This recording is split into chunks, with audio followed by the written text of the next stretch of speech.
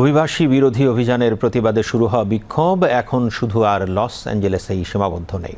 মাত্র কয়েক দিনের ব্যবধানে এই বিক্ষোভ ছড়িয়ে পড়েছে যুক্তরাষ্ট্রের 11 রাজ্যের অন্তত 15টি শহরে। নিউ ইয়র্ক, শিকাগো, আটলান্টা থেকে শুরু করে ফিলাডেলফিয়া পর্যন্ত উত্তাল জনস্রোত নেমেছে রাস্তায়।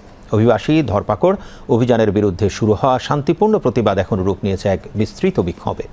রুদ্রমূর্তি ধারণ করেছে হোয়াইট হাউসও। শহরে শহরে চলছে গণগ্রেফতার।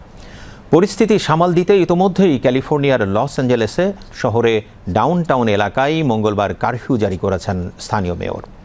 সাংবিধানিক নীতির তোয়াক্কা না করে ন্যাশনাল গার্ড ও মেরিন সেনাও মোতায়েন করেছে ট্রাম্প প্রশাসন। তবুও থামছে না, বরং শুক্রবার থেকে শুরু হওয়া এই বিক্ষোভের তীব্রতা আরও বেড়েই চলেছে। লস অ্যাঞ্জেলেসের ডাউনটাউন এলাকায় ইউএস ইমিগ্রেশন অ্যান্ড কাস্টমস এনফোর্সমেন্টের ICE এক বন্দিশালায় আটকে রাখা কয়েক অভিবাসীর মুক্তির দাবি থেকেই মূলত বিরাট এই বিক্ষোভ গ্রেপ্তার যজ্ঞের সূত্রপাত।